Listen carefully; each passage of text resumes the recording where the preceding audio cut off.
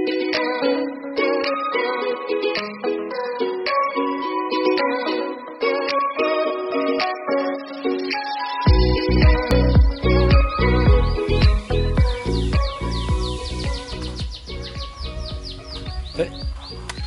warahmatullahi wabarakatuh. Apalagi di channel kita di Lens Creator 354. Salam semangat, salam bertani, terus maju. Oke, di konten kali ini kita akan mengupas tentang aplikasi pupuk kimia ya. Pupuk kimia itu ada pupuk cair sama pupuk butir. Kita akan jelaskan apa saja zat-zatnya, fungsinya, dan baiknya digunakan saat cuaca seperti apa, dan bagaimana juga untuk dosis-dosis dan sebelum pemakaiannya. Mari kita ke sana. Kita jelaskan dulu tentang tanaman.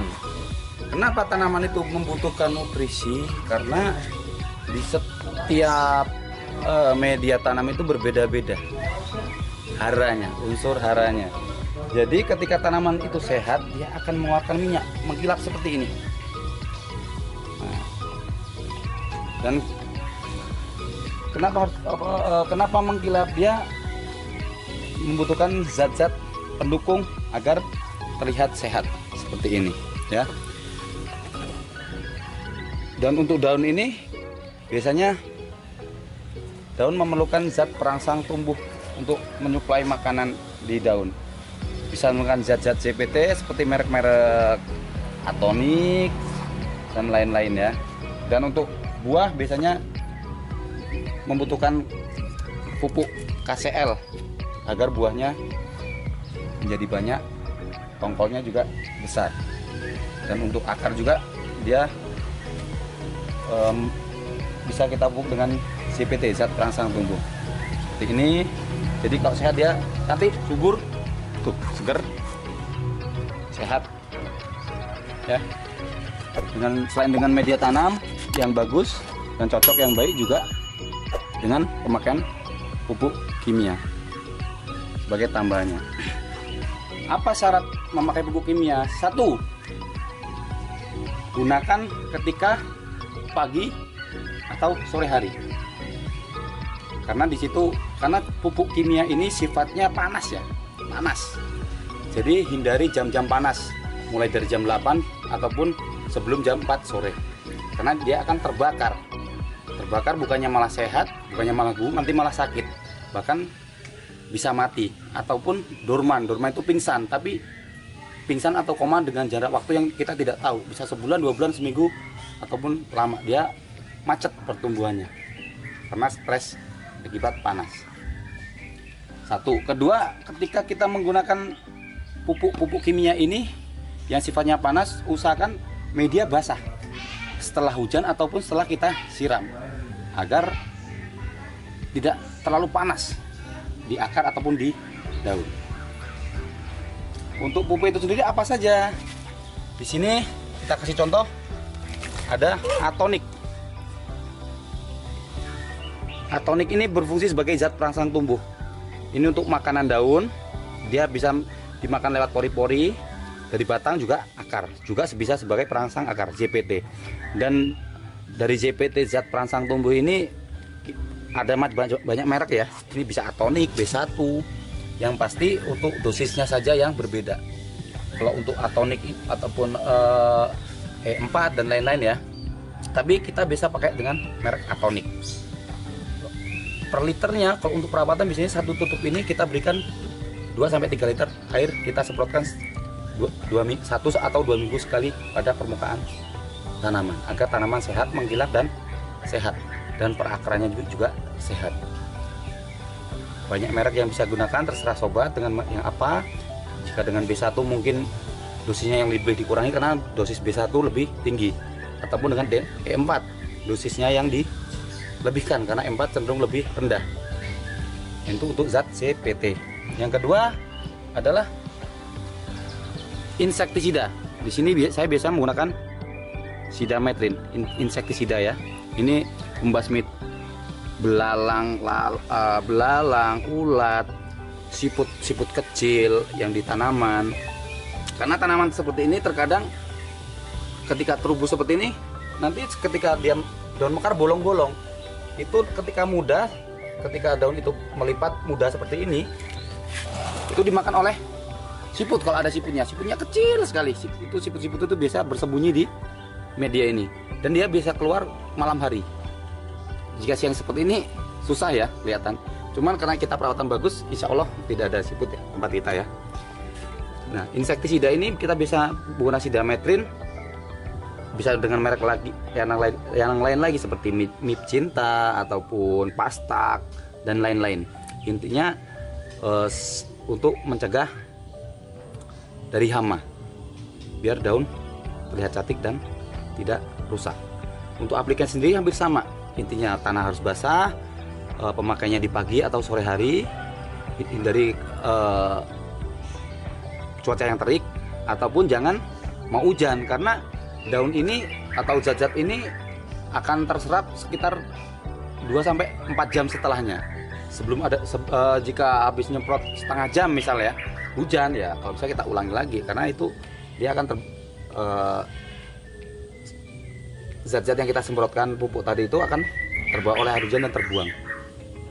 Nah, di sini insektisida lakukan 3 atau 1 bulan sekali, disemprotkan di bagian daun, atas daun, bawah daun, karena di bawah daun seperti ini biasanya sembunyi untuk telur-telur semut putih ataupun tungau yang itu bisa merusak dari batang ataupun daun itu sendiri sehingga tidak terlihat cantik. Bagian atas daun, bawah daun, di batang dan di bagian media. Karena di sini biasanya untuk bersembunyi ulat ataupun bekicot-bekicot kecil, siput-siput kecil yang akan memakan daun-daun muda, sehingga nanti tanaman hias kita tidak terlihat cantik. Dan yang ketiga ada fungisida. Fungisida banyak merek juga ya, ada Fujiwan, ada kalau ini biasa kita pakai Antrakol. Antrakol ini untuk anti jamur ya, obat jamur, bisa kita pakai ketika musim penghujan. Ketika musim panas tidak begitu perlu ya kita pakai ya, karena rata-rata jamur itu tumbuhnya di musim hujan, dan jamur itu terbentuk dari asam yang terlalu tinggi, dari air hujan ataupun dari media tanam yang bersifat asamnya tinggi seperti pupuk kandang ataupun abu bakar. Itu di situ memicu pertumbuhan jamur. Di situ ketika ciri-ciri yang terkena jamur biasanya daunnya itu apa ya, agak lonyot. Jadi pakai ini sekitar 1 sendok teh dicampur dengan 1 liter air, lalu kita semprotkan, kalau bisa di seluruh bagian, tetap di seluruh bagian atas bawah batang, karena jamur patogen itu sendiri tidak terlihat ya sobat ya, jadi harus rata di atas bawah dan di media untuk membasmi jamur. Tapi usahakan tanaman kita sehat. Ketika tanaman kita sehat, dia punya antibodi, sama seperti kita punya antibodi ya. Ketika sehat, dia akan mampu melawan cuaca ataupun dengan penyakit-penyakit yang datang di musim hujan ataupun di musim lainnya. Dia cenderung lebih punya daya tahan tubuh ketika tanaman itu sehat. Tapi ketika menemui problem-problem seperti jamur, pakailah fungisida. Oke, fungisida bisa Antrakol dan lain-lain. Setelah itu kita sedikit melebar, jadi ketika di sekitar kita itu ada rerumputan liar, bisa kita basmi dengan zat pembakar. Jika itu sifatnya banyak ya, seperti suka teki, ilalang dan lain-lain, bisa kita semprot dengan pembakar, dengan Gramason biasa saya pakai. Kalau ini yang sifatnya sistemik atau lewat akar dengan Roundup, dia perlahan tapi akarnya busuk. Dan kalau ada tanaman yang terkena mungkin uapnya atau apa, dia biasanya putih, karena Roundup ini juga ada mengandung strepson, tapi nggak banyak kandungan strepson. Intinya dia untuk menyerap zat hijau daun, jadi daun menjadi putih dan mati kalau terkena Roundup ini. Ini aplikasi untuk rumput liar ya, sifatnya banyak. Usahakan penyemprotan dilakukan pada pagi hari, karena ketika pagi hari itu angin berembus tidak terlalu kencang. Dan kalau bisa jangan cuaca mendung, cuaca cerah, agar nanti fotosintesnya ketika memakan racun ini bisa sempurna dan ketikasinya bisa terbakar dan mati secara sempurna. Oke, seperti itu. Jadi kunci dari tanaman hias ini adalah di keindahan daun, di mana kita dituntut untuk telaten, tekun merawat. Di setiap keindahan pasti ada nilai. Disitulah. Bukan bicara tentang tanaman hias, bukan bicara tentang harga, tapi tentang kesenangan, kepuasan.